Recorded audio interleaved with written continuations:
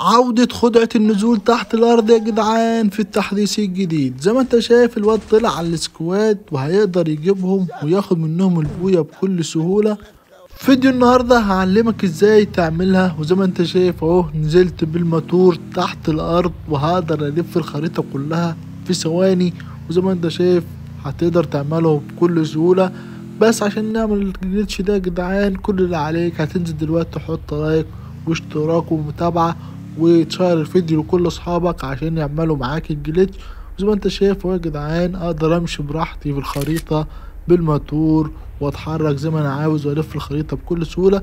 دلوقتي شفنا الجليتش، تعال نخش في الشرح.